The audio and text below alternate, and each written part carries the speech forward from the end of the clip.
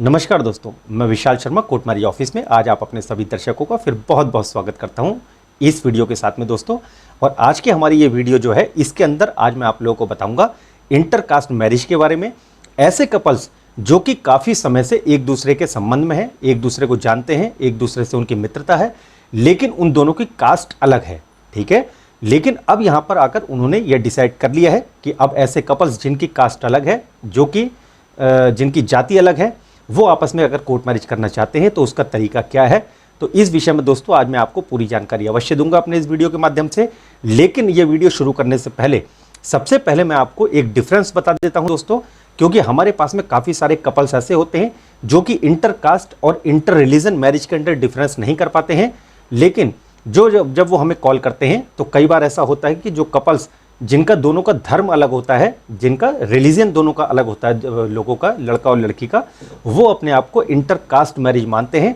और intercaste marriage कह के दोस्तों वो हमें कॉल करते हैं। लेकिन आज मेरा सबसे पहले अपने इस वीडियो को शुरू करने से पहले आपको ये बता देना चाहता हूँ कि इंटरकास्ट मैरिज दोस्तों उनको बोला जाता है जहाँ पर लड़का और लड़की दोनों एक ही धर्म से बिलोंग करते हैं, लेकिन उनकी जाति अलग होती है। उदाहरण के तौर पर अगर लड़का लड़की अगर दोनों अगर हिंदू हैं लेकिन उनकी जाति अलग है, तो ऐसे विवाह अंतरजातीय विवाह कहे जाते हैं, जिनको इंटरकास्ट मैरिज बोला जाता है। लेकिन जहां पर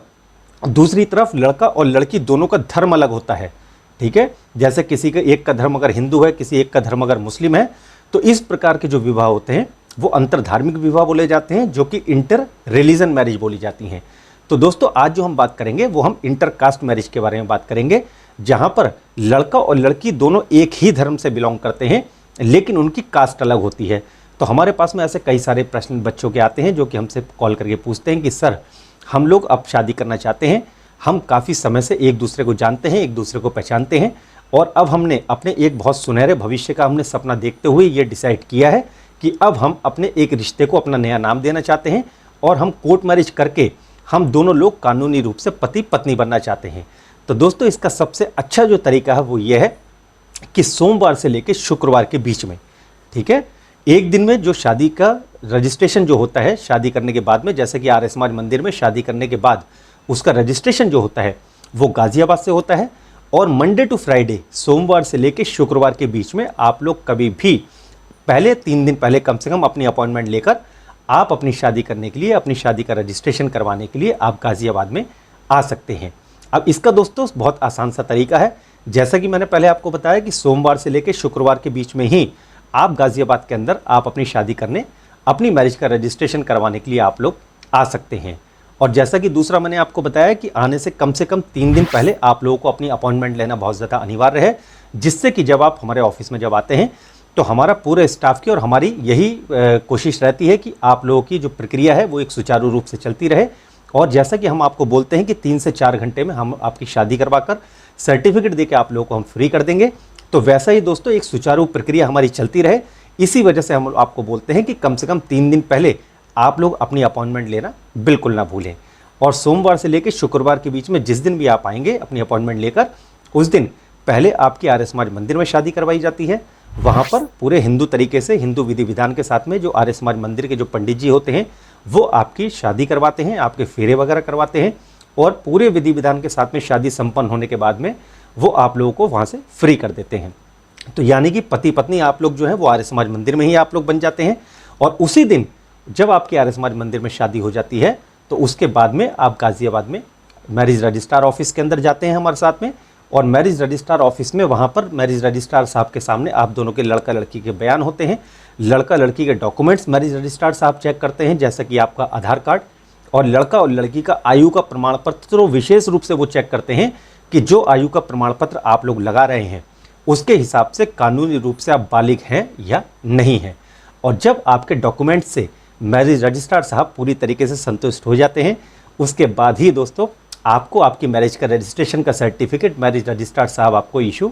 कर दिया करते हैं। तो इस पूरे प्रोसेस में लेकर, जैसे कि आर्य समाज से लेकर और जब तक आपके मैरिज का रजिस्ट्रेशन होता है, इस पूरी प्रक्रिया में दोस्तों तकरीबन 3 से 4 घंटे का समय लग जाता है। और उसी 3-4 घंटे में आप लोग कानूनी रूप से आप पति पत्नी बन जाते हैं, कानूनी रूप से लीगली आप लोग हस्बैंड वाइफ बन जाते हैं। और जो मैरिज सर्टिफिकेट आपको मैरिज रजिस्ट्रार साहब आपको देते हैं उस मैरिज सर्टिफिकेट को आप लोग ऑनलाइन चेक कर सकते हैं, क्योंकि उस मैरिज सर्टिफिकेट के ऊपर जो गवर्नमेंट वेबसाइट है उत्तर प्रदेश सरकार की www.igrsUP.gov.in,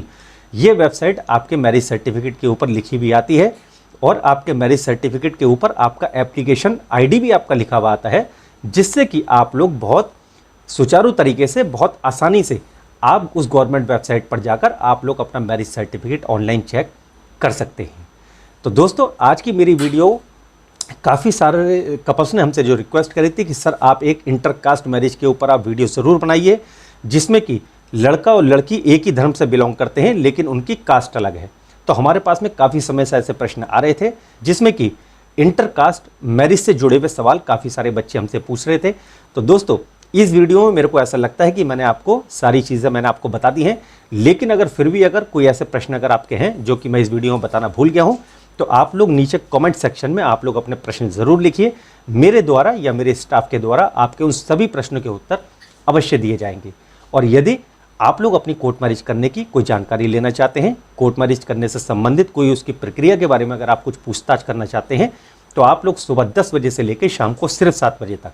आप हमारे नंबर पे कॉल करके आप लोग जानकारी प्राप्त कर सकते हैं। मेरा दोस्तों आपसे एक पुनः आग्रह है, कॉल करने से पहले आप लोग समय अवश्य देखिए, घड़ी की सुई आप दोस्तों ज़रूर देखिएगा। सुबह 10 बजे से लेकर शाम को सिर्फ 7 बजे तक ही आप हमें कॉल करके जानकारी प्राप्त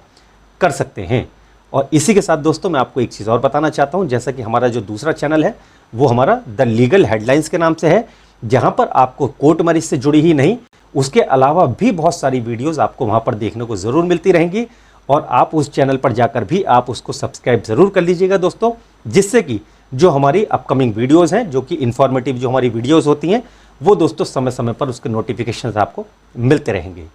तो इसी प्रकार कोर्ट मैरिज ऑफिस को इतना प्यार देने के लिए आपका बहुत बहुत